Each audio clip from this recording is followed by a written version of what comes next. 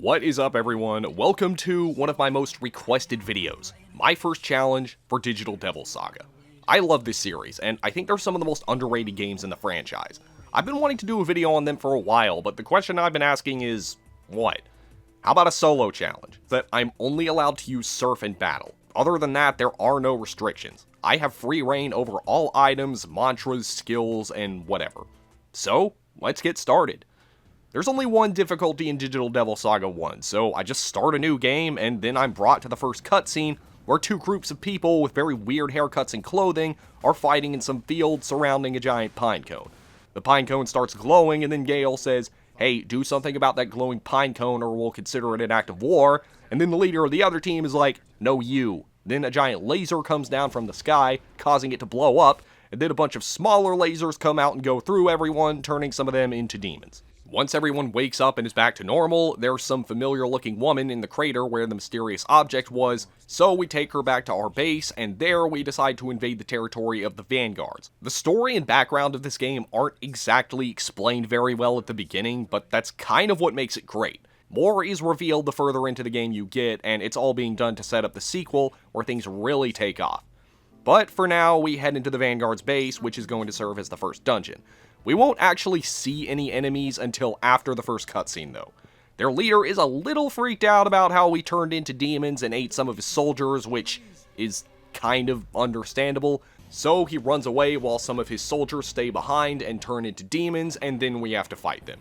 This is the tutorial battle, so there's not a whole lot to say. It's just an introduction to the game's mechanics, including the press turn system, though I'm not actually forced to do what the game wants me to do, meaning that while I do have to start the battle with Heat and Argilla out, as soon as their turn starts, I can just withdraw them, which is exactly what I do, and then I easily finish off the rest of the battle with Serph. I get my first level up, and yeah, we're going to be going World of Magic. That may surprise some of you, given that a physical build is vastly superior to a magic build in Nocturne, which this game has a lot in common with. But in Digital Devil Saga, the best magic is generally stronger than the best physical attacks. Plus, with magic, I have more versatility, and I'm able to actually hit the weak points of the enemies since most of them have weaknesses to elemental magic attacks. And with me only having one party member, I'm kinda gonna need to exploit these elemental weaknesses as much as I can. Plus, in this game, your magic stat is also your magic defense in addition to your magic offense, while vitality is your physical defense. So as long as I invest into vitality every now and then, I'll have both of those bases covered. It's basically going to be mostly a magic-focused build, with some vitality and with me putting a point or two into agility every now and then. But yeah, this first dungeon is overall pretty easy, and the enemies aren't too difficult. Serph starts off with the skills Bufu and Void Ice. While Void Ice is pretty useless given that Serph already resists Ice and I'm not using Heat, Bufu is really all I need to carry me through this dungeon, since most of the enemies here are weak against it, being this the first dungeon and all. I go through some hallways, lower some walls, fight a whole bunch of enemies in random encounters because the encounter rate in this game is ridiculously high, and I make it to the boss, Harley, whose Atma avatar is this bipedal zebra thing. This first boss, I'd say, is a pretty good representation of what most of this run is going to be like going forward. He specializes in fire attacks, meaning he's weak against ice, which is great because it means the only attack I have hits his weakness, and it not only does extra damage, but it also gives me an extra turn.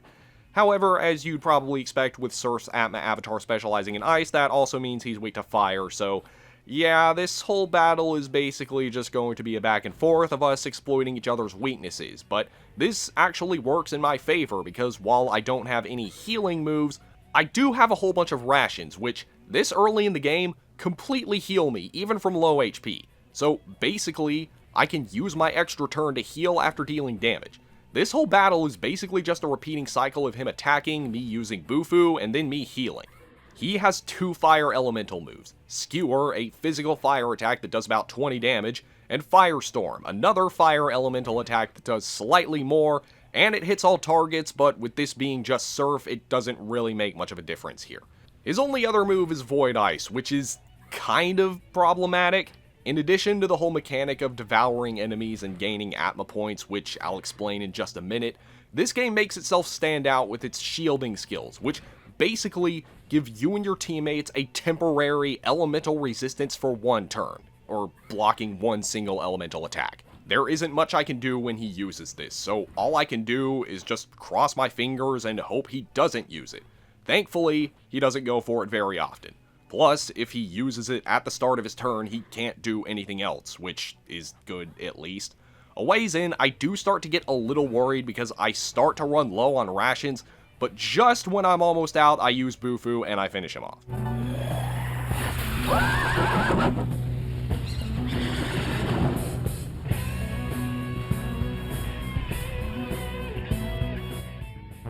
So, Harley didn't actually know anything about the cause of those demonic transformations, and once we get back to base, Gale's going a little crazy, but he gets calmed down after Sarah, the girl we brought back from the battlefield, sings her song for him. We then get a call from the Karma Temple, and we're all supposed to go report there. We head over there with all the other tribe leaders, well, except for Harley because we kinda killed him, and there Angel tells us we're going to be involved in a battle against all the other tribes for survival using our new powers, and we'll need to devour our enemies to get more powerful. The last tribe standing will be allowed into Nirvana. Did that make a lot of sense? Well, not really, but like I said, we'll get more context as we progress further into the game. Now we're introduced to one of my favorite aspects of this game, the mantra system and the hunt skills. Mantras in this game work a lot like Magatama's did in Nocturne. They're what you use to learn skills, but instead of learning these skills by just leveling up, you have to master them. How do you master them? By gaining Atma points, which you get from devouring enemies, and you can devour enemies by finishing them off with hunt skills, which are special physical skills that aren't as powerful as regular skills, but they can't be blocked or resisted either. Now, this will pose somewhat of an issue given that I'm going for a magic build on Serph, but it's actually not as bad as you might think, because there is going to be a way to circumvent this and get easy hunt kills regardless of my poor strength later on. I should also point out that you do still gain a small amount of Atma points at the end of every battle, even if you don't devour any enemies, but it's such an insignificant amount that it might as well be nothing, and you're going to need to do an insane amount of grinding if you're trying to get through the game without devouring anyone. But yeah, we head back to base to come up with a new plan, and we decide to form an alliance with the Maribel tribe. So we head over there, and they want to test us before agreeing to anything, so we have to go through this place as a new dungeon. The enemies here are a lot tougher than they were in the last dungeon, though this has more to do with my lack of coverage than the enemies themselves, but playing solo does put me at a disadvantage as you probably expect. Despite what the last dungeon might have led you to believe, ice is actually one of the worst elements in this game to specialize in, because outside of the first dungeon, there are hardly any enemies throughout the game that are weak against it. In a normal playthrough, the game would want you to have your allies specialize in the same element that their avatar started with, but I say screw that and have them specialize in the one they're weak against. Why? Because with the highest ranking mantra of each element, you get the passive skill that resists that element, which counters your weakness. Because this is a solo run, I'm going to need to be specializing in all of them for coverage, but for this reason, I'm going to be giving the fire mantras a bit more priority than the others. Although the first one I work on here is actually the Earth Spirit mantra, since a good majority of the enemies here are weak against Earth, which not only increases my damage and gives me extra turns, but also has a chance to frighten the enemies. In this game, whenever you strike an enemy's weakness, there's a chance that they'll get into this frightened state, which will greatly increase any damage they take against HUD skills, and it's going to make grinding for Atma points a lot easier. Once I have the Earth Spirit mantra out of the way, I master the Fire Spirit mantra, and once I have both of those mastered, I unlock the Angel mantra, which contains Hama and Tarunda, so I buy and equip that, and with that, I think I have enough coverage to start exploring the dungeon, and yeah, I'm able to get through it without too many problems. In fact, I actually master the Angel mantra a lot faster than I thought I would, so I also work on some others like the Bolt Spirit, Fire Demon, and Ancient God. Ancient God is especially important because it contains the skill MP Thief, which will allow me to farm unlimited MP from enemies, but it is going to take a really long time to level up. But yeah, I make my way through the dungeon, and I have to fight some quote-unquote mini-bosses, which I put in quotes because they're not really bosses, just mandatory encounters. They're still vulnerable to insta-kill skills and getting devoured and stuff like that, and I also find my first field hunt spot. Field hunting is a minigame in this game where you have to run around a section of the dungeon while slashing at these floating orbs, and if you get them all, you can fight some Mitamas at the end, which provide a large amount of Atma points when consumed, but you actually need to be able to successfully consume them to get it, and at the state I'm in, that's just not possible. These kind of encounters are designed for your entire party to have to work together to beat them, and even then, you're lucky if you manage to kill just one, so I don't know if this is going to be possible throughout this run at all, or if it will even be worth it, so I'm just going to leave. But yeah, we get to the area where Janana is hanging out, and here we have to fight the next real boss, Bat, whose Atma avatar is Kamazatz. Now, Bat may look threatening on paper, but he's actually really not hard. He has a wide variety of buff skills as well as Mabufu and Miragi, but he rarely goes for these attacks. He spends most of the fight going for his physical skills, which aren't that strong to begin with, but just to be safe, I minimize his physical attack with Tarunda as soon as the battle starts. And yes, I said just physical attack. The skill that lowers magic attack is Makanda, and we won't be seeing that for a while, and when we do, it'll be better to just use Rakukaja, the skill that raises defense, and in this game, it still raises both magic and physical defense. But anyway, with Bat's physical attack at -4, most of his attacks are doing around 10 to 15 damage with each hit, which, even this early in the game, is nothing. While my rations are only healing me by about a little over half now, that's still more than enough to heal off what little damage he's doing. Although his skill Raving Slash does have a small chance to cause confusion, which will set me back a couple of turns depending on how lucky I get. The only non-physical attack that he seems to go for is HP Thief, which only does around 10 damage, so no big deal. And the only non-damaging skills he goes for are Rage, which is basically Beast Eye, which gives him 2 glowing turn icons, and Guard, which greatly increases his resistance to everything except Earth, which he is now weak against. And this is the only time you'll be able to hit him at a weak point, so take advantage of this while you can. Otherwise, he's either immune or resistant to everything in the game except physical, so despite my abysmally low strength stat, Health Rust is still my best option for the majority of the fight, and it does about 35 damage with each hit, while when he guards, Terra does around 65. When he's not guarding, it's just a back and forth of us trading physical attacks with me healing when necessary, until he goes for guard, where I attack him with Terra. He doesn't have a lot of HP, and without too much issue, I'm able to take out Bat on my first attempt.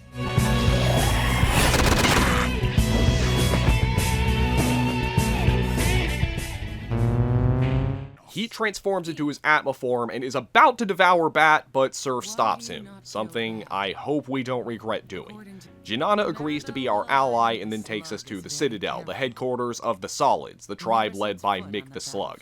We go through a few rooms until we get our first mandatory encounter, and then after that, it's random encounter city as usual, and much like the early parts of the last dungeon, the enemies here are much stronger than I'm equipped to handle, so I'm going to need to do some grinding for Atma to get the skills I need to deal with them, like the Dragon Mantra, which gives me Zan to help with the Yamotsu Ikusas, which are pretty nasty with their strong physical attacks, and also the Archangels are especially problematic because they're not only strong, but they have a physical skill with a very high probability to inflict Mute, which is basically a death sentence for a magic-focused Serph.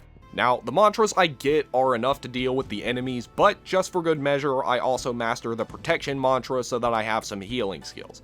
I put this off because I didn't think it would actually be that helpful and it would be better to just use items, but man, did I underestimate the power of Dia in this game, as it heals me by more than enough to bring me back to full HP in nearly every situation. And from here, most of the enemies are able to be taken out and or devoured easily. The only enemies that are still kind of giving me problems are the Succubi and Nekomatas because of their charm skills. But anyway, the gimmick of this dungeon is that you have to navigate around some statues. The ones with the blue eyes are fine, but the ones with the red eyes will send you plummeting into the basement, so it's just about figuring out the path to get through. Eventually, you'll get to this room with these 2 statues blocking the only way forward, so you'll have to find the right keys to shut them off, which you get from the 2 mandatory encounters, both of which are pretty easy. Eventually, we get to Mick's room, but instead of him, we just see more of his goons, who have to be fought as another mandatory encounter. Normally, I'd say this is just another easy horde of enemies, but when I start, the enemy always gets the first turn, and the first two enemies get critical hits, which gives the rest of them enough time to finish me off, and there is nothing I can do. And this isn't something that just happens on the first attempt. No, the exact same thing happens in every single one of my attempts. I try reloading from a save state. The same thing happens. I try exiting the game and reloading from my previous save. Same thing happens. And it keeps happening until I backtrack a good ways through the dungeon and then come back. Now I can actually stand a chance, and after the first turn, it's pretty easy. The Yamotsa Ikusas are weak against wind. My Serph is equipped with both Force Boost and Zanma, and with his high magic attack stat, a single one of these is an easy one-hit kill on each of these things. For my first turn, I just take out 2 of them, eat up the remaining 2's next attacks, then take out the others. Another wave of 4 of these things show up again, and the same thing happens. I easily take them out. After the second wave, I finally get to face the Turdock, along with 2 more Yamotsu Ikusas. I take out one of them on the first turn, but just to be safe, I use my extra turn to heal up since I haven't seen what the Turdock is capable of, and I don't want to find out the hard way. Even though I do anyway! After I take out the other Ikusa, I decide to play it safe and lower his attack with Tarunda. But while I'm in the process of that, he spams Death Spray, which has a chance to cause Curse. And it does. And in this game, Curse causes you to take an equal amount of damage whenever you damage an enemy. So while my first attack on its own doesn't kill me, his next Death Spray does kill me. I don't have anything that resists or cures Curse on me right now, so I just have to be lucky this time around. I do rearrange my moveset a bit though. For my next attempt, I come back with Mazan and Hama, and 2 Mazans does enough to take out all of the Ikusas, so I make quick work of the first 2 waves, along with the next one while dealing some damage to Turdock.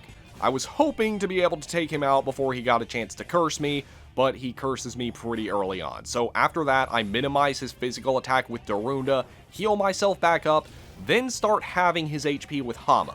In this game, Hama doesn't insta-kill, it just halves the target's HP, which sucks, but it's the only weakness that Turdock has besides Panic. So from here, I lower his HP as much as I can while healing to keep my HP up so he can't kill me, and after 2 Hamas, I finish him off with a Zanma, and thankfully when the enemy dies, you don't take any damage from Curse.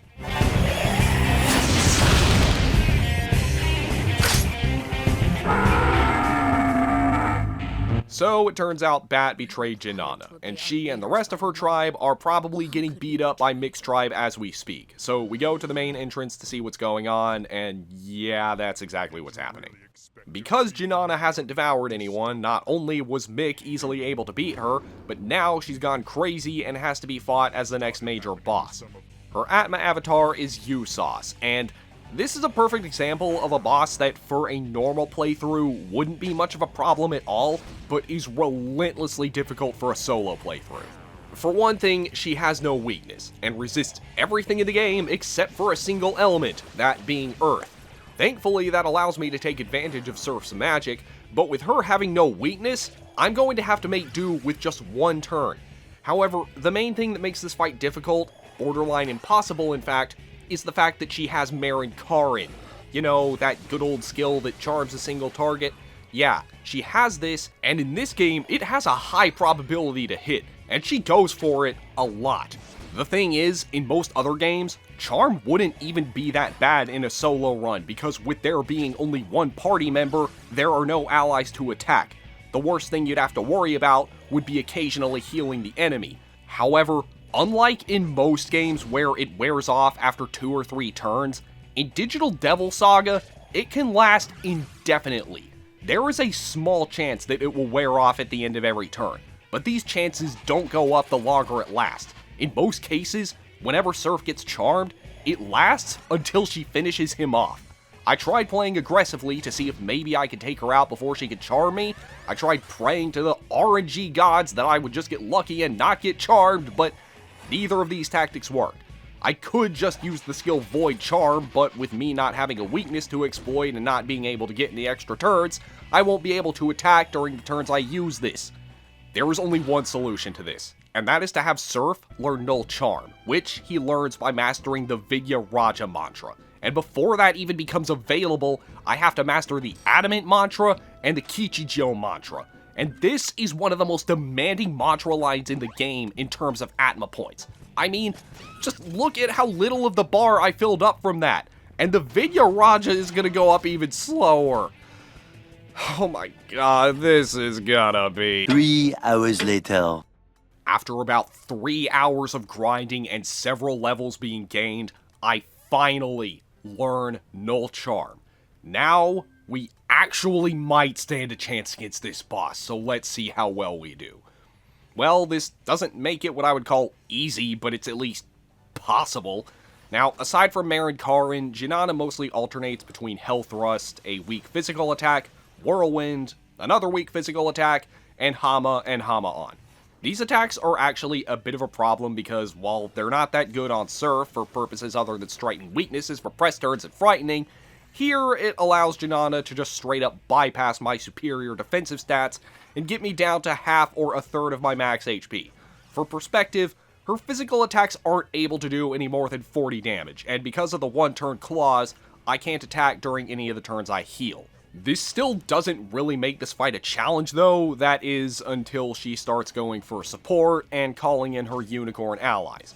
She'll start doing this whenever her health gets to around half, I think, but whatever the case, it's going to pose a major problem because now you have more enemies to deal with, and she can combo with them and use the skill Seraphic Lore, which is a light skill that lowers your HP by 80% and has a very high probability to do so.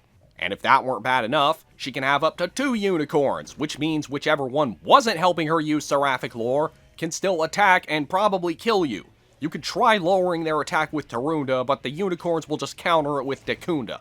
And you can't take out the unicorns because their only weakness is to darkness, and I'm not exactly sure if I just got unlucky or if they had some kind of hidden resistance, but whatever the case, I was not able to hit a single Mudo in any of my attempts, so I gave up on it pretty quickly. Even with Null Charm, you really just have to be aggressive and be lucky, and after probably a dozen or so attempts, I get a good enough streak of luck that I am able to defeat her. I just spend as many turns as I can blasting her with Terazi, and each hit does about 160 damage. It's a bit later than normal when she summons her first unicorn, and the turn she does, her health is already in the red. I get a very close call when she goes for Hama and then her unicorn attacks, bringing me down to just 6 HP, but I heal back up. She then attacks with Health Thrust, her unicorn uses Body Rush, but it misses, and then I strike her again.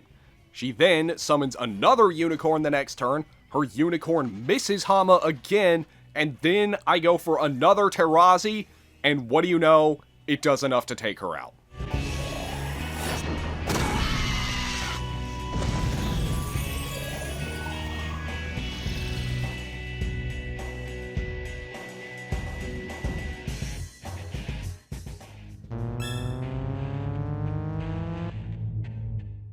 We decide to head back to the Maribel base to see what's going on, and looks like Mick isn't here, but you know who is? Bat. And yeah, we have to fight him again. Bat plays pretty similarly to how he did before, except he now has Psycho Rage, which gives him 4 turns instead of 2, and he can summon allies, who are Baphomets. They like to spam Mudo, so it's kind of just another luck test, but fortunately your luck doesn't need to have to last as long, because Bat barely has any HP.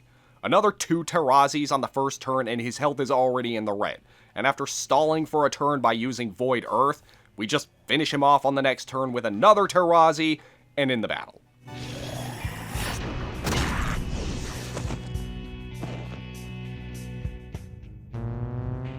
Turns out that Bat being in the Maribel base was just a decoy. Mick took the opportunity to kidnap Sarah, so we have to go back. But we can't do that just yet because the guys here have messed around with the gates and made it more difficult to leave.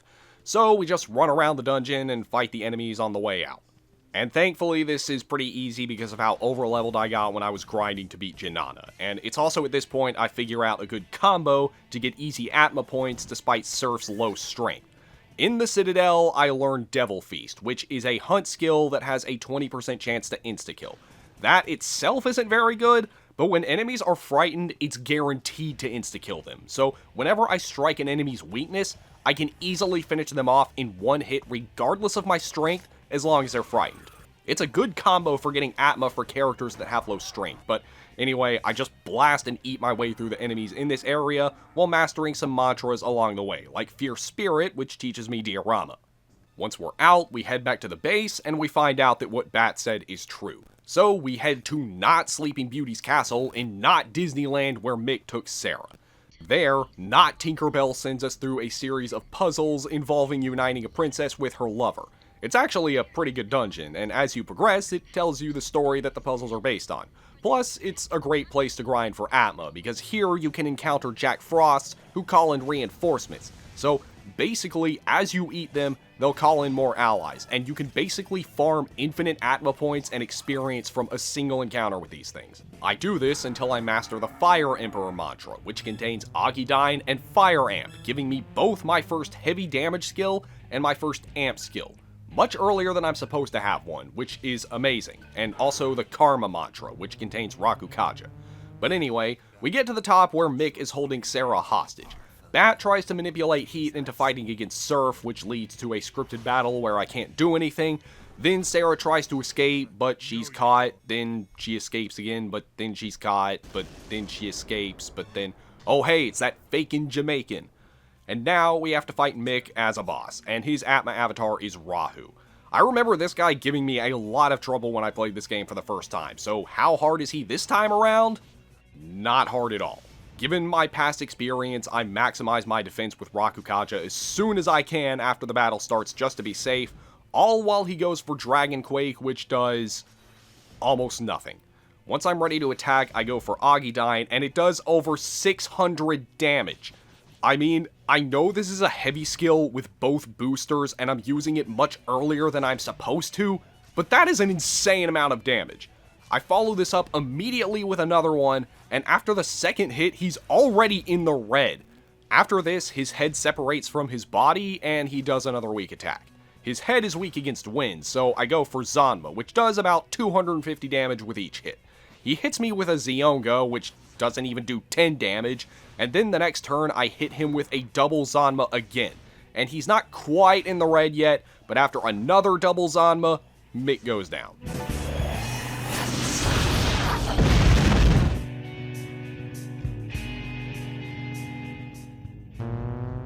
So we all celebrate and then decide that the next course of action is to set up a trap for Bat, using Sarah as bait. We go to a deserted ship, disguise Argilla as Sarah, and set some bombs on the ship that will set off once Bat and his gang arrive, and that's exactly what the main goal of this dungeon is. There aren't really any gimmicks or puzzles or anything, you kinda just have to go around setting the bombs while fighting off these random encounters.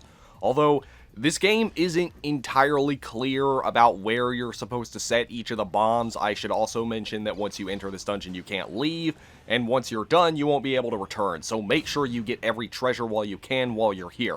And also make sure to buy whatever you might need since there's no vendor here either. It is a great place to grind for Atma though, with a lot of the enemies here being a great source, and I gain enough to master the Fire God mantra, which gives me Miragidyne and Fire Resist. And like I said earlier, the passive resist skills in this game counter your weakness, so now I have a weakness-free Serph. Once the bombs are set, we enact the plan, and as expected, Bat takes the bait, but not without putting up a fight, and now we have to fight him as the next boss. Now, you're probably expecting another easy fight just like the last couple of bosses, but that cannot be further from the truth here, and it's all because of one skill, Zotzilaha Bane. This skill turns you into a bat, which cuts your HP and MP in half, greatly reduces your stats, and makes you weak against wind. I mean, look at how much damage I'm taking from the footage on screen. Keep in mind, these are my stats, and this is how much Mick was doing to me in the last battle.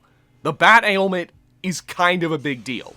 It's another case like the fight against Jinana, where it makes an otherwise easy fight extremely difficult. Only here, there's no counter for it. If you're not in bat form at the start of his turn, he will pretty much always go for Psycho Rage, and will almost always use one of his turns to use Zotzilaha Bane, and it's pretty much guaranteed to hit. A single Zanma is almost enough to kill me in one hit, and if it doesn't, well, one of his other attacks will. And you can't rely on an aggressive strategy either, because he rarely ever guards, so you have to deal with his magic resistances throughout pretty much the entire battle. Once again, I'm going to need to do more to prepare, so what can I do here? Well, there's nothing I have access to that counters the bat ailment specifically, but while in bat form, I do still have access to my skills, and I can still use skills to override my wind weakness, which means I'm going to have to master the Wind God mantra.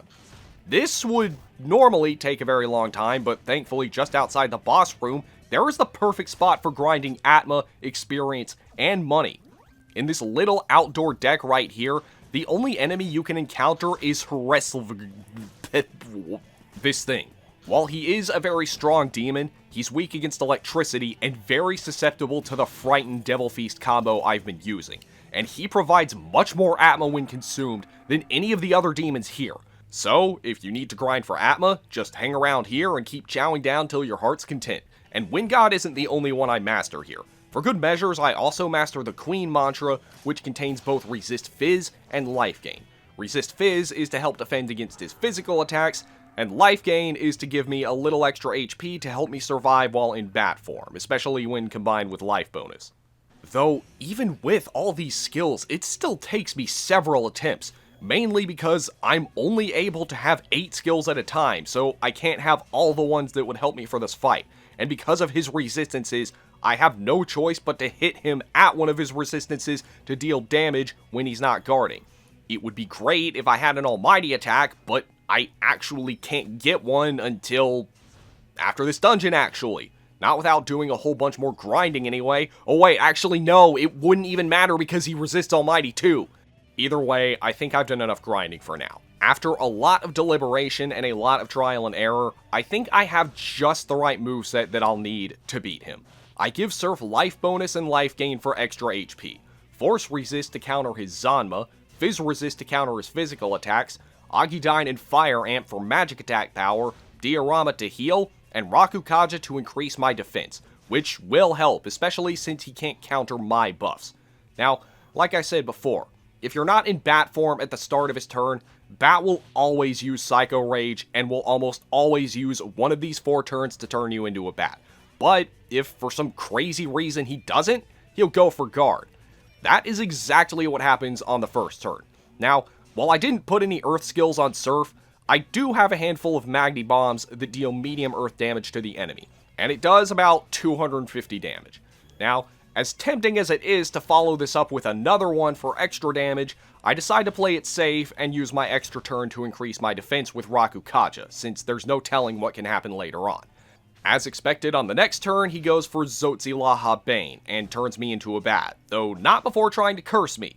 Yeah, as if having an ailment that turns you into a bat wasn't bad enough, he also has a skill that casts Curse on a target, but thankfully its hit rate is pretty low.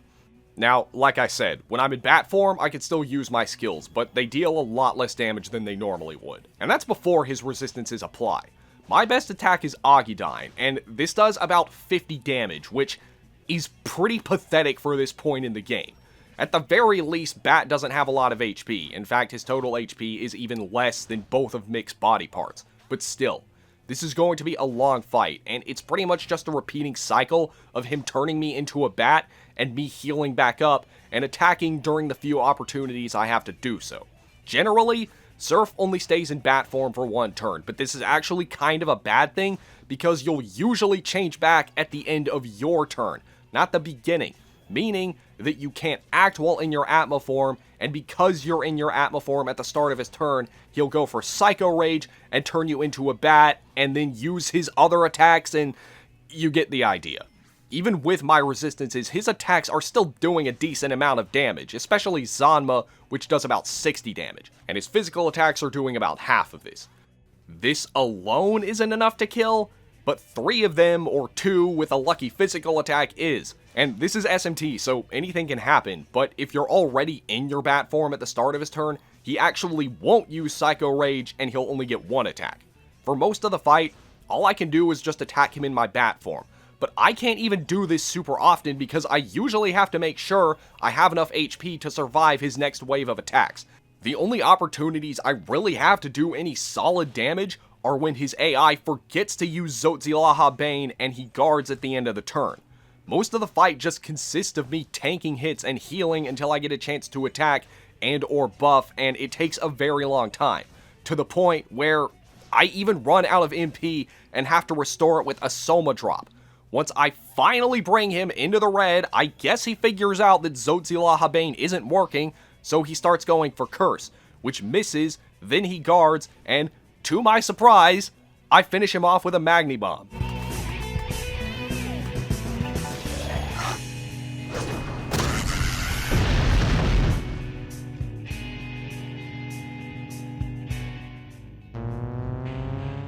That was an annoying fight, but at least I get to see him get incinerated in the next cutscene. What the fuck?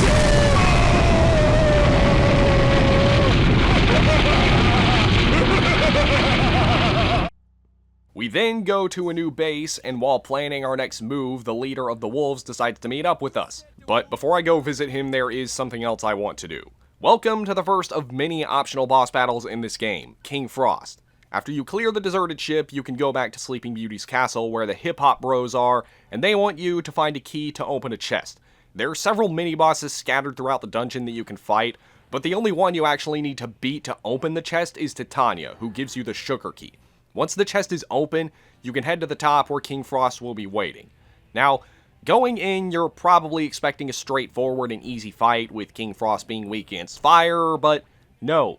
Despite that being pretty much a standard for every other game, King Frost here is not weak against fire. He's actually immune to it. So if you were hoping you'd be able to blast through the battle by spamming Miragidyne, you're going to be a bit disappointed. Though I do still recommend bringing a fire skill, because while he's immune to fire, the Jack Frost he summons aren't, and yeah, that's the main gimmick of this fight. King Frost can summon Jack Frost that fight alongside him. Although, because of how little HP they have and their susceptibility to fire attacks, they rarely last more than a single turn, though sometimes they hang on with just barely any HP, which is kind of annoying.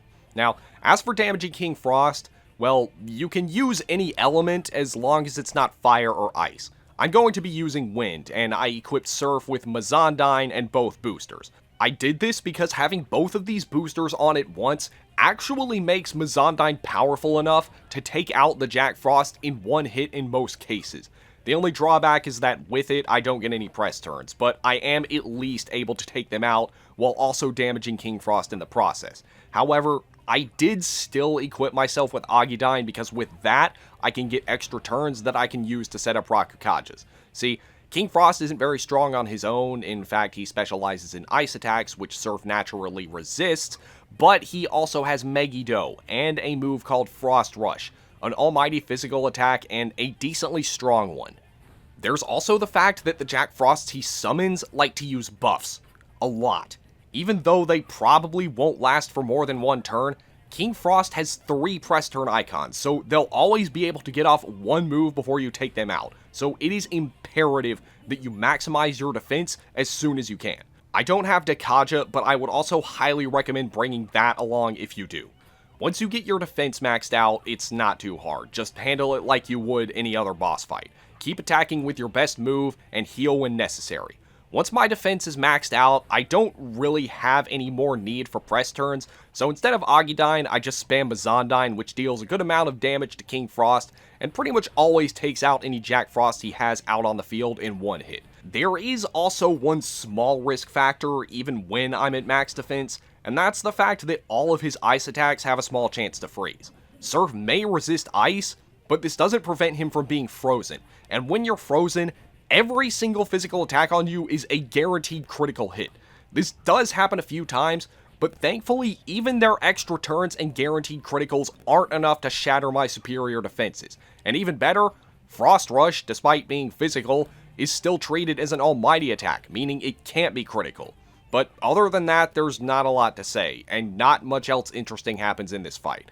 It does last quite a while because King Frost has a lot of HP, 4,200 to be exact, which is more than 3 times as much as Bat did, but with a lot of good strategizing and patience, I am able to take out King Frost.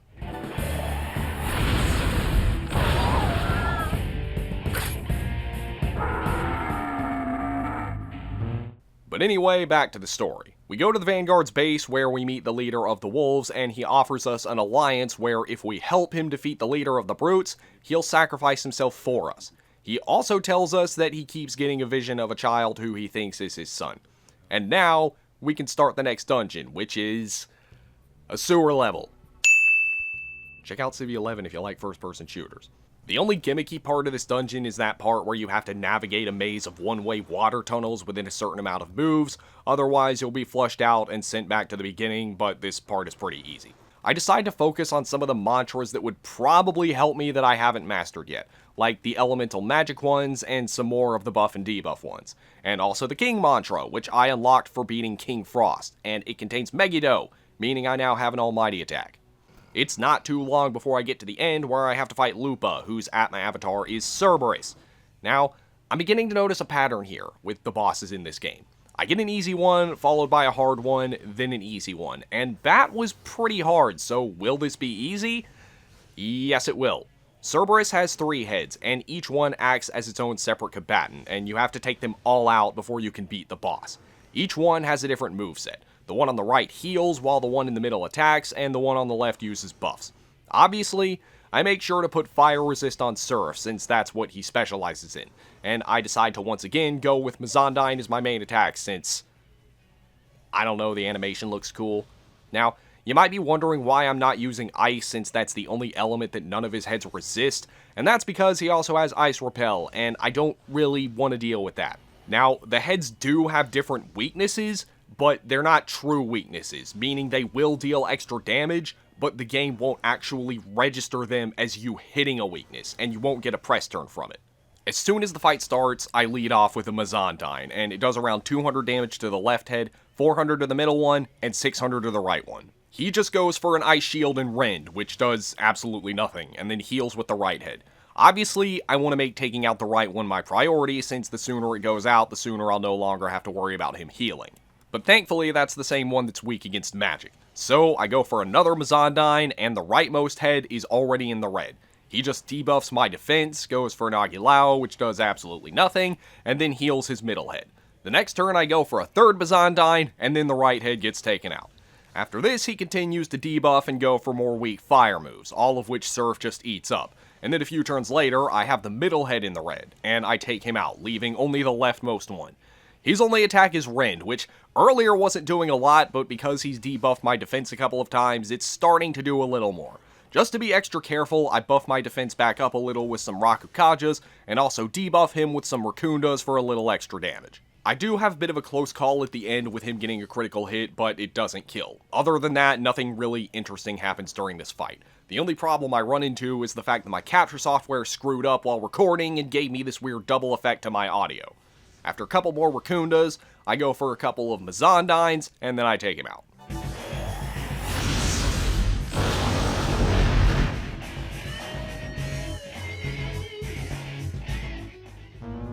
And Serph reaches level 47 and hits 99 in magic, so I'm now going to start concentrating more on vitality so that I can take more physical hits and get my HP up. We get out of the tunnels and find the place where the brutes are holed up. This dungeon is divided into 3 parts, and you can change the layout of the dungeon by touching one of these 3 orbs in the main area, and you'll have to fight a mini-boss at the end of each one before you can move on.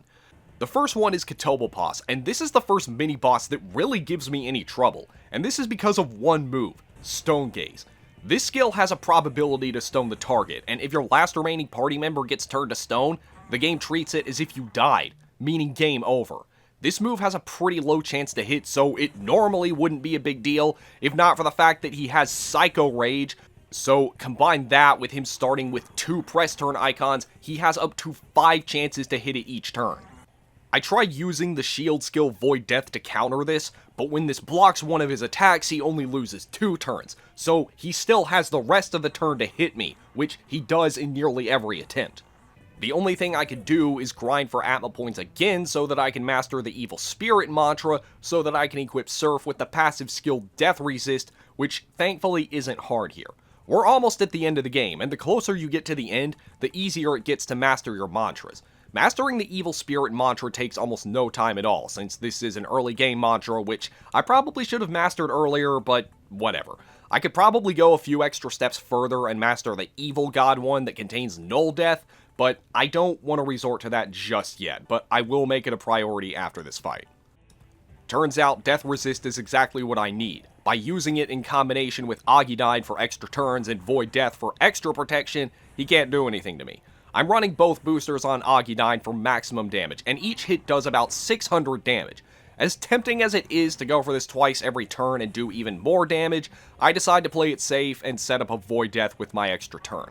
During turns where he goes for Psycho Rage, his first Stone Gaze will always be blocked, and after that, I just have to cross my fingers and pray to RNGesus that his Stone Gaze doesn't work after that.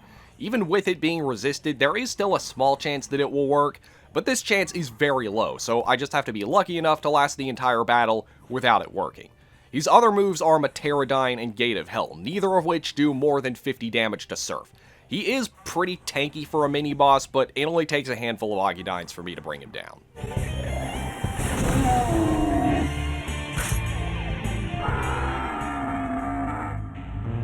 After this fight, I master both the Holy Beast and Godly Beast mantras.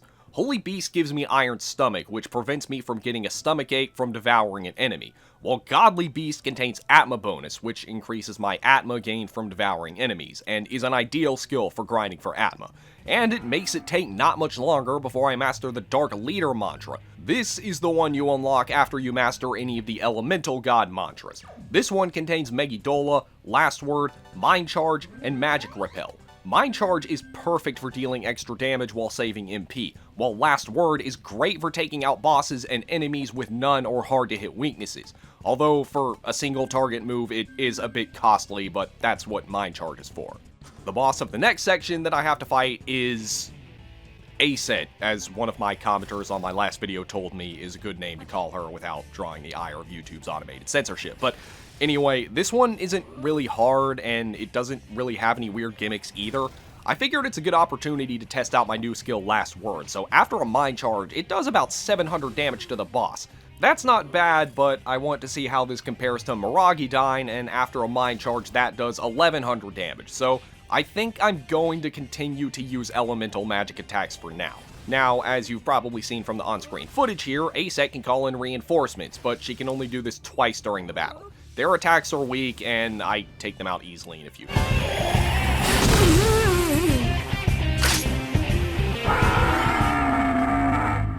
In the third and final section of the dungeon, we have to fight Nidhogger, who is one of my favorite mini-bosses in this game. Not because he's hard or anything, but at the start of the battle, you'll be up against 5 of these things that are very small. The one in the middle will use Cannibalize on one of his allies to grow bigger. I'm not sure if this actually affects his stats or not, but if you manage to take out all of the other ones, which I do, he'll just call in reinforcements and eat them instead. Their attacks are weak, and they don't get many opportunities to attack because they're too focused on summoning reinforcements and eating each other. But after a few Mind Charge Miragidines to the face, they all go down.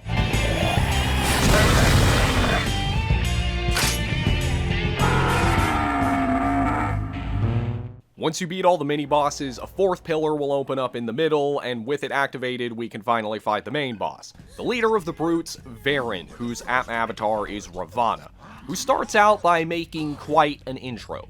Not only is he invisible and beating the crap out of everyone, but he seems to know about events that nobody else remembers. So, this fight starts off with one of those weird gimmicky phases. Varen turns invisible, and you just have to guess where he is when you attack him. He'll be in one of 6 positions on screen, but Sarah will give you hints at where he is. Oh, and don't think you can cheese this part with multi-target attacks, as doing that will just result in your attack being blocked. Once you've dealt enough damage to him, you can start his second phase and fight him for real. And this is probably one of the most simple and straightforward bosses in the entire game. Varen has no weakness, but aside from his immunity to light, darkness, and ailments and his resistance to physical attacks, he has no magic resistances. So just equip your best elemental attack along with whatever boosters you have, and go to town.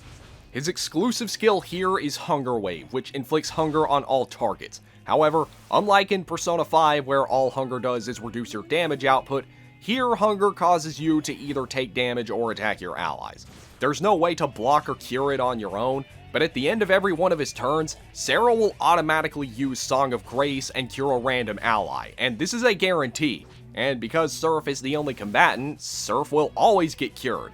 So basically, playing solo is a hard counter for this boss. Anytime he goes for Hunger Wave, it will always be cured at the end of the turn. With his Hunger Wave being made obsolete, This boss is extremely easy. He has every single target elemental magic attack in the game, as well as Megidola, but because of Serph's ridiculous magic stat, he just eats them up. The only move of his that does a decent amount of damage is Infinite Wind, which deals mega force damage to everyone, but that's about it. As usual, I set up a few Rakukajas at the beginning just to be safe, but he immediately counters it with Dekaja, so after that I just say screw it and start attacking. While he does have both Dekaja and Dekunda so he can counter your buffs and debuffs, he doesn't have any buffs of his own. Each of my Agidines are doing a little under 400 damage to him, which isn't as much as I was hoping, but it's still pretty good. For a late game boss, Varen doesn't have a lot of HP either, only a little over 3800, which means if all goes well, he'll go down in 10 hits. The whole battle is just a repeating cycle of him attacking me with weak attacks and or using Hunger Wave, which will immediately get cured, and then with me blasting him with Agidine and healing when necessary. And taking him out does not take long at all, and gives me little to no trouble.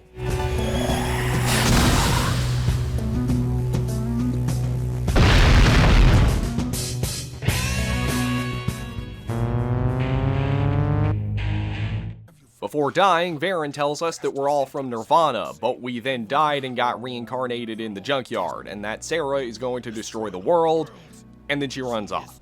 This is where it starts to become really obvious that despite this being a developed world, and despite all the characters here being grown adults, we haven't been around for very long. Nobody's ever seen a child, but they somehow know what that is. Cielo's never seen a cat before, but he knows what that is. So just, what are we, and what are we doing here? Whatever the case is, now that we've beat all the tribe leaders, the gates to Nirvana are open, and now we can go ascend to the top of the Karma Temple to go there, supposedly. But first, we have some more optional bosses to take care of, but before we can get to them, we need some keys. You may have noticed these colored walls while we were exploring. Well, you need the keys of the corresponding color to open them, which I forgot to do while I was dungeon crawling, so I gotta do some backtracking for them. But once I get them, I have everything I need to take on the optional bosses, and there are a lot of them. The first one I want to take on is Beelzebub in his humanoid form, which is done in the Vanguard's base. You might have assumed that because these bosses are optional that you just need to go to where they are and challenge them, but there's actually a good amount of additional dungeon crawling that you need to do to get to them. So much so that I am actually able to master a few more mantras on the way. Most importantly, the Evil God one that contains Debilitate, Null Expel, and Null Death. It makes me wonder if they had planned to do more with these dungeons but couldn't find a way to fit them into the story, so they just made them for the optional bosses. But whatever the case, we get to Beelzebub and we have to fight him. Much like in Nocturne, Beelzebub resists everything except fire, so you can probably guess what I'm going to be using for this fight. Despite his reputation of being a hard boss in most games, he's actually pretty easy here. He has both Mamudoon and Mahama on. Mamudoon gets blocked by Serph because I equipped him with Null Death before starting the battle, and Mahama does an insta-kill in this game, so I'm not too worried about it. His only damaging magic attacks are Mazionga, which does absolutely nothing, and Megidolon, which is decently powerful, but not enough to pose a concern, and he doesn't even go for it that much. He does have a physical attack, Mind Scream, which has a small chance to stun, but the odds of this happening are extremely low, and I have plenty of dis stuns on me. Now, because I have Debilitate, I can lower all of his stats in a single move, which is great, and while Luster Candy doesn't exist in this game, Debilitate is really all that I need. And after 2 Debilitates, a Mind-Charged Agidine does almost 1,000 damage, which is pretty great. He does have some buff skills, which offsets the effects of Debilitate, but he can only buff his offensive stats. He has no way to buff his defenses aside from by using Dekunda. I don't want to encourage his AI to go for that, nor do I want to waste my turns debuffing him only for him to do that, so I just stop debuffing at 2 Debilitates, and continue Mind Charging and blasting him with Agidine. About halfway into the battle, he does go for Dekunda, and just to test things out, I go for another Agidine before debuffing him again to see how much it does, and it does just under 700, which is still pretty good. I debuff him once again after that, and after 2 Mind-Charged Agidines, he's in the red, and one more hit from one of these takes him out.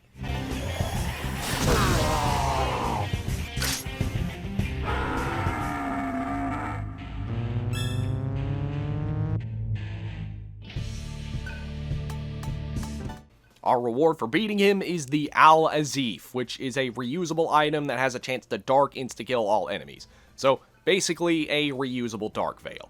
Not bad, but I don't see myself getting much use out of it this late in the game.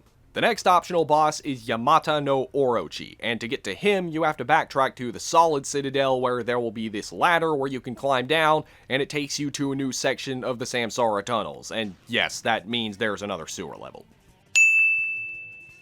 And while there isn't much to say about the dungeon itself, you do encounter some pretty powerful enemies down here, like Samael and Nidhogger. After another one of those current maze puzzles, we get to the Orochi. Now, this thing looks very threatening on paper. I mean, he has 8 turn icons. No, that is not a typo in my script. He really has 8 turn icons.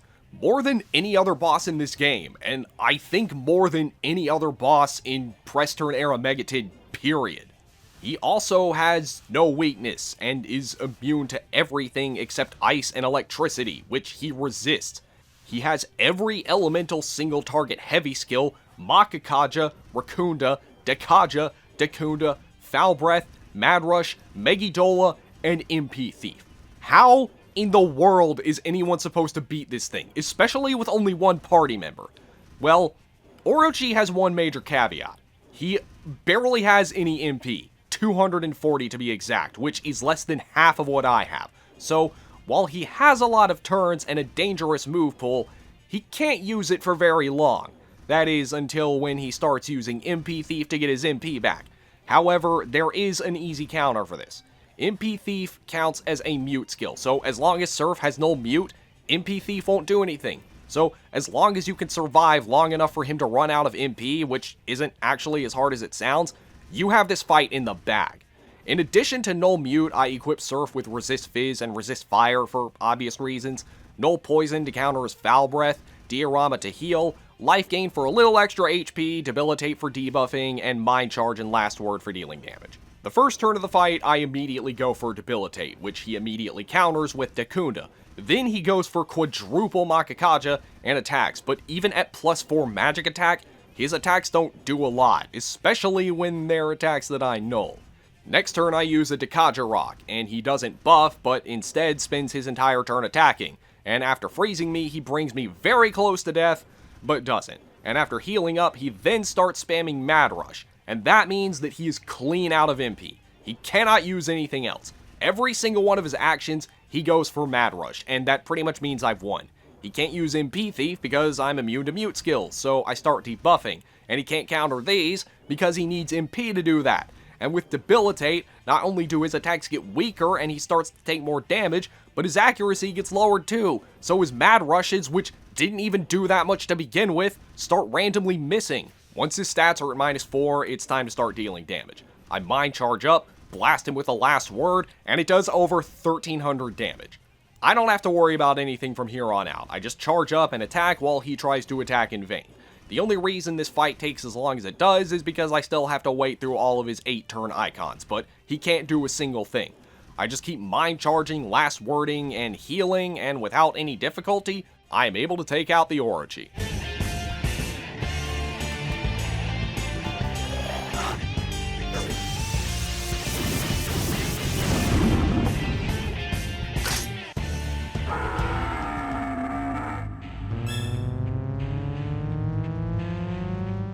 Beating him opens up a secret pathway that leads to a hidden underground section of the Brute Space.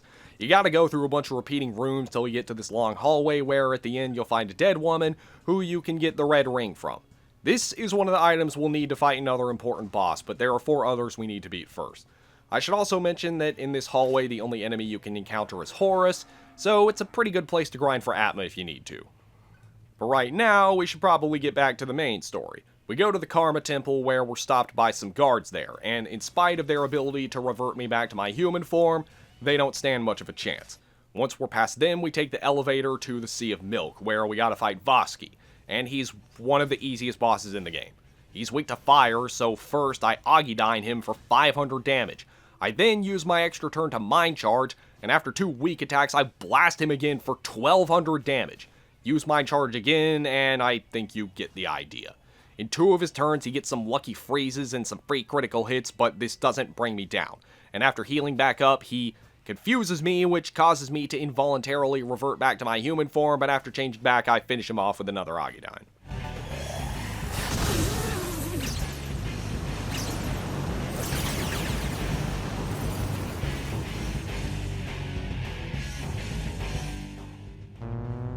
After that, it's more dungeon crawling, and this is probably my favorite dungeon in the game. I mean, it's just like this really weird demonic Hindu temple kind of thing, and it becomes even cooler when you pay attention to how high up you are. Plus, the demons here are great sources of Atma, and even the strongest late game mantras can be mastered in only a few battles. While here, I mastered the Destroyer mantra, which contains Life Surge and Null Fizz, and the Dark Lord one, which contains Null Element and Megidolon. All of these are amazing skills, but they're not the best ones. In order to unlock the best one, I have to master all of the elemental skill mantras, which I haven't done yet, but I'm pretty close, and doing it does not take me long at all. And once I have them all mastered, I unlock and quickly master the Monotheist mantra. This one only contains one skill, but that skill is probably the most overpowered skill in the entire Megami Tensei franchise.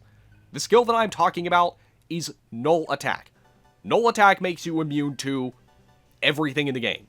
Physical attacks, elemental attacks, even ailments. The only thing that it doesn't counter is almighty attacks. And this is all covered by one skill, so you have this one skill that basically makes you invincible, and then you have 7 other skill slots to make Serph as offensively powerful as you need him to be. There is almost no point in me continuing this video from here, but I promised you guys a video, so I'm gonna give you a video. At this point, I'm already a good ways up the tower, and it's just hilarious seeing these enemies try to attack me while all of their attacks do nothing. It's actually good for grinding Atma too, because whenever you null an enemy attack, it has a good chance to cause an enemy to be frightened, and then you can just gobble them up with Ingest or Last Meal. Although, at this point, there aren't a lot of mantras left that I need, at least not that I've unlocked yet. There is one more mini-boss before reaching the top, Ananta, and you can probably get an idea of how this is going to go. Rather than explain it, I think I'll just let my footage do the talking. Nope. Nope. Nope. Nope.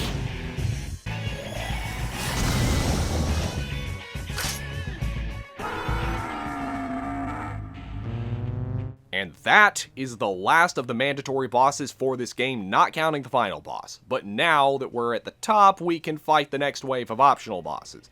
If you talk to this guy in front of the entrance to the tower, he'll tell you that 4 strong demons have started taking over sectors of the junkyard. And these are the 4 Chinese holy beasts. And the first one I take on is Gui Xian, who is fought at the Citadel.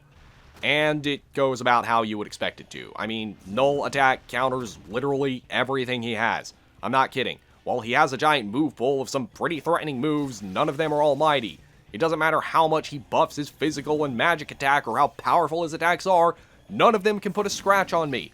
As usual, I just charge up and attack the next turn for some solid damage. Although my attacks don't actually do that much to him. The only thing that kind of sets me back is Magic Repel, which is basically this game's version of Makarakarn. When he does this, I can't use Agidyne, but I can still use Last Word. Although this doesn't do as much damage and it consumes more MP. Agidyne does around 700 damage with each hit, while Last Word does a little under 600, but either way, this fight is a breeze, and I finish him off without taking a single hit. The next one is Feng Huang, who is the only one that actually puts up any semblance of a challenge. And by that, I mean she's the only one that actually does any damage to me. She spends the first few turns just buffing and going for physical attacks that don't do anything, while I blast ice at her for around 800 damage. Though I do go for a single debilitate on her, and after that they start doing around 900. She spends most of this fight going for physical attacks that don't do anything, but about halfway in she goes for HP Thief, which actually does damage. Not a lot, but it's something. You'd think she'd go for it a bit more, but no. In fact, supposedly she has Megidolon, but she doesn't use it a single time. It's PS2 SMT AI at its finest, and after a couple of Bufudines, I take her out. Up next, I fight Long, and yeah, same deal as Gui Xian, just spam magic at him while he attacks in vain, and I beat him without a scratch. And it's also the same deal with Baihu. Now that those are out of the way, I can fight the last 2, but there is another one I want to fight first. Beelzebub in fly form. In fly form, Beelzebub is very similar to how he was in Nocturne. He resists all elements except fire. He also has his iconic Deathfly skill, which deals severe almighty damage to all targets, and instantly kills them unless they're immune to darkness. While Null Attack doesn't block Death Flies, it does still block the secondary death effect, so I don't have to worry about that. Death Flies does do a decent amount, and by decent amount, I mean enough for me to notice, but not really enough to pose a problem. Serph has been maxed out on magic for a while, and is almost maxed out on vitality, so he can take just about any hit, even without the Null Attack skill. Though, despite Death Flies being one of 2 skills that Beelzebub can actually hit me with, the other being Megidolon, he doesn't actually go for these skills that often. At the start of the battle, I make sure to debuff him, but because he has Dacunda, I don't want to provoke his AI into using it, so I only debuff him twice. Then I start mind charging up and blasting him with Agudines, and they do over 1200 damage with each hit. Sounds like a lot, but Beelzebub is one of the toughest bosses in this game, with him having over 16,000 HP. Still though, I'll take it, and it's not like it even matters much when he barely knows any attacks that can damage me. It's a good way into the fight before he even goes for an almighty attack, and even longer before he goes for one again. Though after that, it's not too long before he follows it up with a third one, and this one actually does do a good amount of damage because he's been spending a lot of turns buffing up with Makakaja. It's enough to get me into the red, but not enough to kill me, so I just heal it off, and after this, he's now in the red. Toward the very end, he goes for Death Flies in a last-ditch attempt to take me out, but it just barely does over half. Probably realizing that he might have a chance to take me down with a little more power, he goes for Tarukaja and Makakaja after this, but before he gets another chance to attack, I go for my last charged Agudine and finish him off.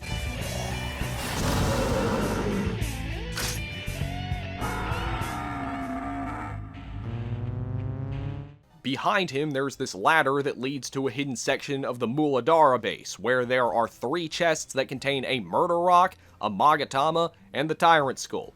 The Murder Rock is the stronger version of the Al-Azif, while the Magatama is the most powerful ammo type in the game, and the Tyrant Skull unlocks the High Priest mantra, which contains Repel Element and Death Flies.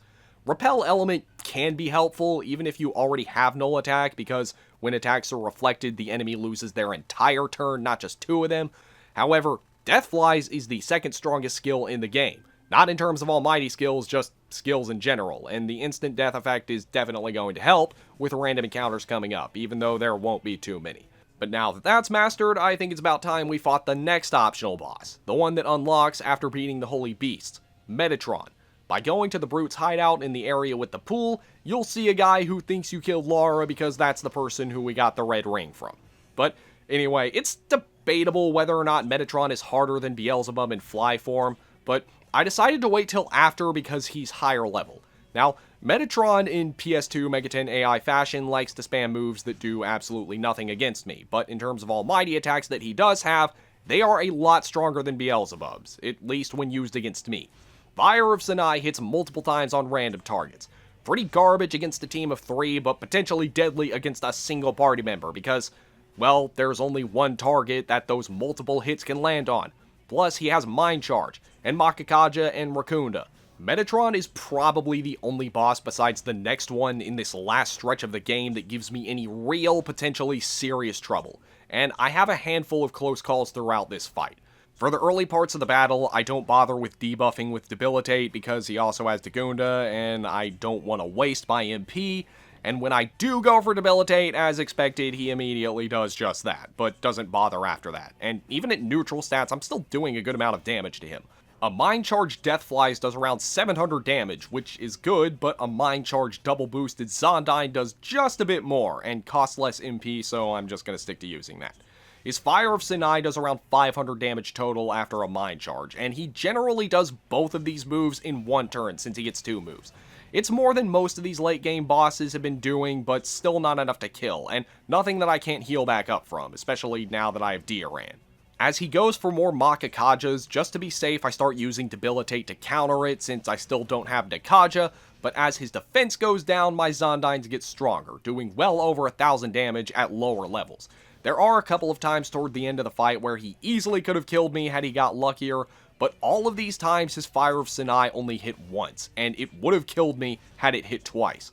At the very end, he seems to have forgotten that he has Dacunda, which allows me to deal max damage with my Zondynes with over 1,500 damage, and after just a few more of these, he gets taken out on my first attempt.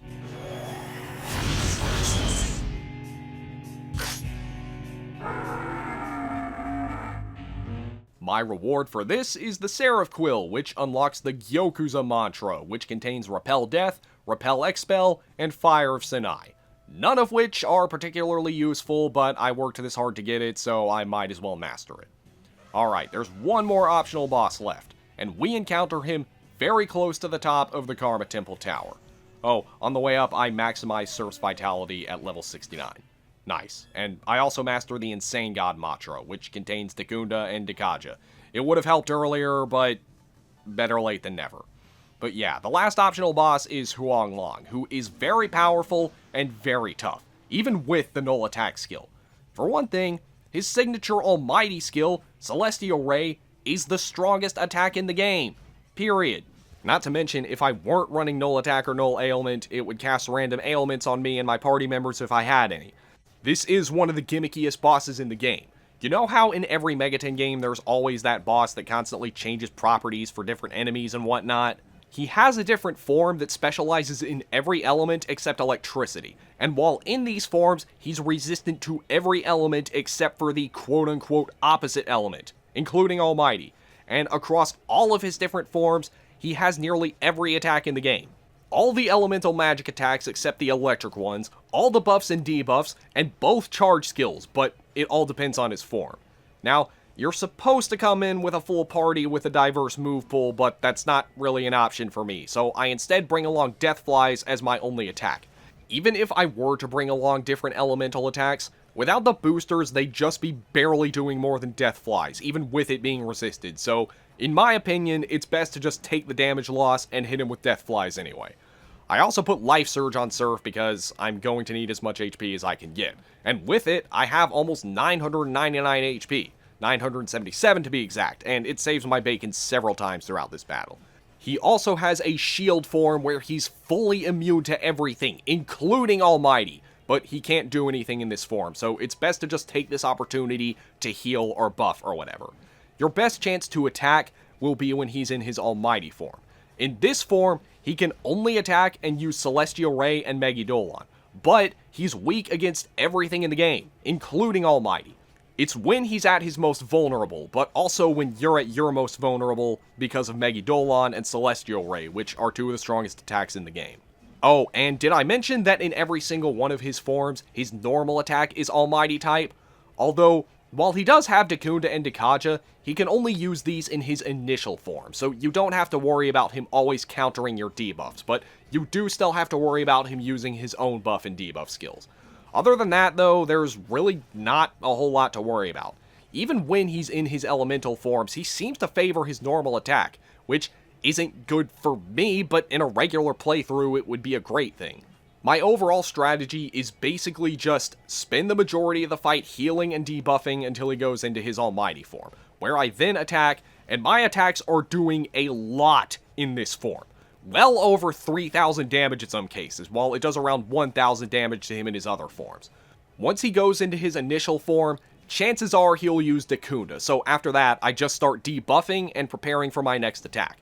I did put Dekunda on Serph so that I have a way to counter his own debuffs, because the last thing I want to happen is for him to get a lucky shot and kill me after a bunch of Rakundas that I forgot about. But other than that, it's pretty self-explanatory. He just keeps attacking me while I just buff, charge, attack, and heal. It's a pretty long fight though. Huang Long has over 22,000 HP, which is more than any other boss in this game, including the Demi-Fiend, who can only be fought in New Game Plus. And this whole battle lasts nearly 20 minutes in real time, but with a lot of patience and perseverance, you will be able to defeat him. On the last turn, I hit him with a charged Deathflies in his Almighty form, and it does over 4,200 damage to him. And it finishes him off.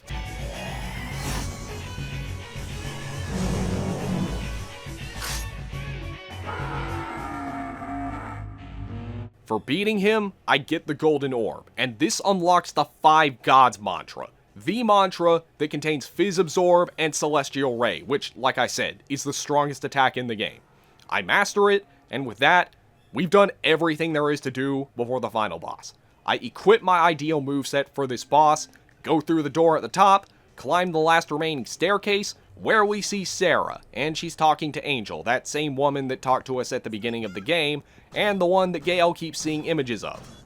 This is the woman that gave everyone their Atma avatars, and Sarah begs her not to delete us and destroy the junkyard, but she doesn't listen, and now she has to be fought as the final boss. At last we shall see the maturation of the seed I have sown in you! Bring it on!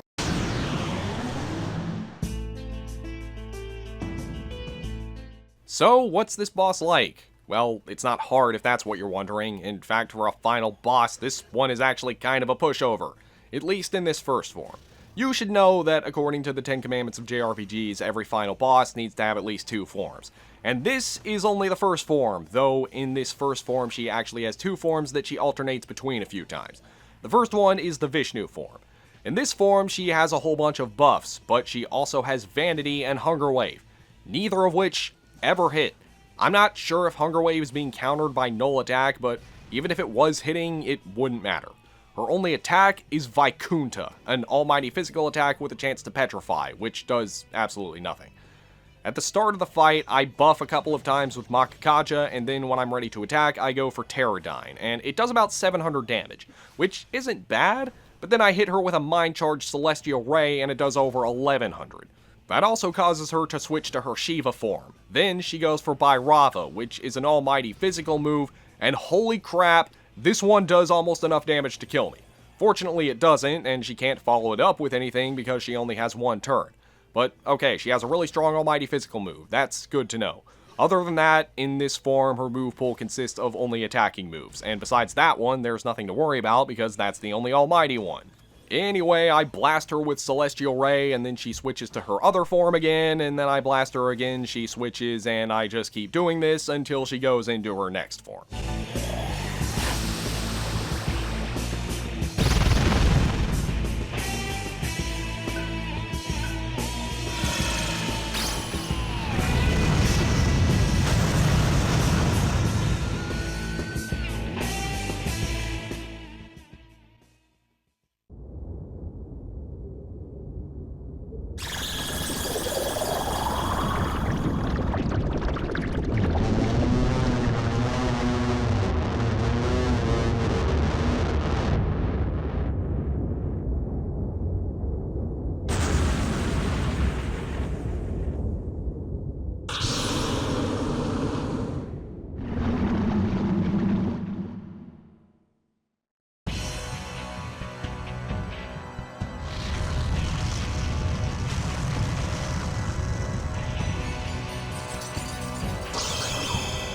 Now we get to her real final form, and this one is quite annoying. Not hard, just annoying. This whole boss fight is made up of 7 different combatants. You have her main body in the middle, and then you have these little elemental orbs that surround her. You may be wondering why I equipped Serph with Pterodyne and Earth Amp despite already having Celestial Ray, which is stronger even after the boost, and also why I gave him Repel Element despite also having Null Attack. Well, remember what I said about Repel Element being good for speeding things up because elements being repelled causes the enemy to lose their entire turn? Yeah, Harihara has 7 turn icons, 1 for herself and 1 for each of her little orb thingies. These things will always attack you with their respective elements, so instead of having their attacks be nulled and having to sit through a bunch of their turns, this one just ends it immediately as soon as they attack. I know that sounds like a really arbitrary thing to build your strategy around, but believe me when I say that these animations take a long time, and they make the fight drag on and on. Plus, I have to make sure my footage is short enough so that I can fit the whole thing within my commentary on it without having to speed it up to a ridiculous amount. This boss really isn't hard, but it does take a long time.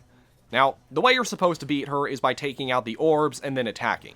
As long as these orbs are up, Harihara will be immune to attacks of the corresponding element. You can hit her with almighty attacks, but she has a 90% resistance to them, so you'll be in for a very long battle if that's what you try to do. What I'm going to be doing is charging up and hitting her and all of her orbs with Celestial Ray. Now, these orbs do have an almighty resistance too, but they don't have a lot of HP. Only around 500, and a Mind Charge Celestial Ray does around 260 to them. So 2 of these will be enough to take out them all at once. Now, whenever the orbs get taken out, Harihara will start bringing them back, but she can only do this once per turn. This is the reason it's important to take them all out at once. This is also the reason I went with Makakaja instead of Debilitate, because while she does like to go for Dakunda and Dakaja a lot, with me applying buffs to myself, I don't have to worry about reapplying them every time she brings back the orbs. Now, the Earth Orb is at the bottom left, and while I'm not sure if there's a set order that she brings them back in, she does seem to favor reviving the top ones first, and it's one of the reasons that out of all the elements I could have gone with, I went with Earth. Whatever the case is, once I take out the orbs, that's my chance to strike. The first chance I get, I go for Mind Charge and hit her with a Pterodyne, which does over 1500 damage. I do this again for another 1500 damage, and fortunately, she revives the Earth Orb last, which gives me the chance to hit her with an uncharged Pterodyne for about 600 damage. Now, I just have to repeat this process until she's gone. I haven't been talking about her attacks much because, really, there's not too much to talk about. I already mentioned how the orbs attacks get immediately reflected, and Harihara herself spends most of the fight just spamming useless ailment moves that get blocked. The only one of her attacks that's almighty that she can actually hit me with is Reincarnation, but this doesn't do a lot. The next time I'm able to hit her, I'm only able to get 2 hits in, but they do around 2000 damage, since I've had more turns to buff. By the 3rd round of attacks, I managed to get her into the red with Pterodyne for 2000 damage, but she brings back the Earth Core earlier than I had hoped, so I can't finish her off just yet. As she's bringing back the others, I just buff up as much as I can, and once they're all back, I do my thing and take them out with 2 Celestial Rays. I charge up while crossing my fingers and hoping that she doesn't bring back the Earth Core, which she doesn't, and I cast the last Pterodyne and end the battle.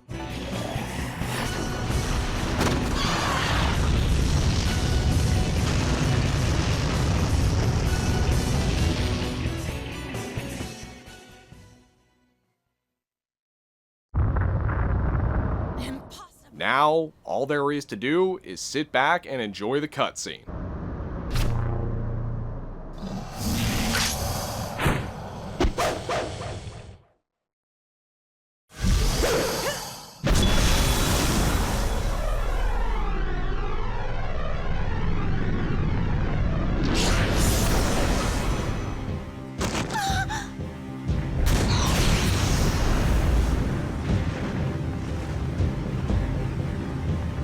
Do you have any idea what you've done? No, everything will disappear. Nothing can stop it.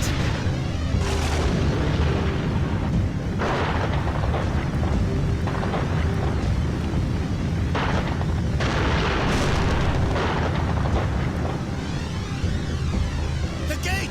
Run to the gate!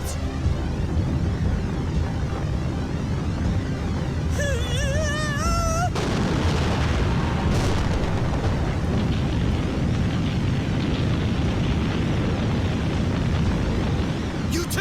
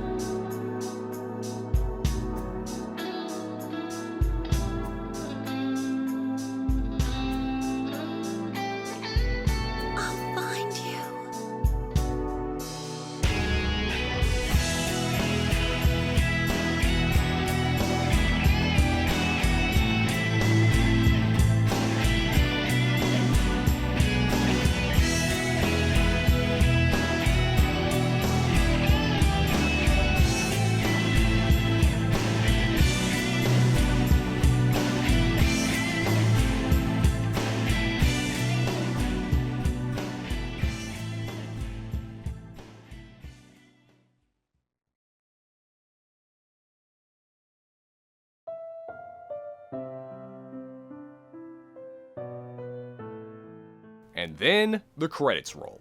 There you have it, ladies and gentlemen. It is possible to beat Digital Devil Saga with only Serph. People have been asking me to do a video on DDS for a while, and I'm glad I finally did. Digital Devil Saga is an amazing game, albeit it can be frustrating at times, but this was definitely a fun playthrough to do. Whatever the case, I hope you all enjoyed. Be sure to check out my other links in the description, and until the next video, I will see you all later.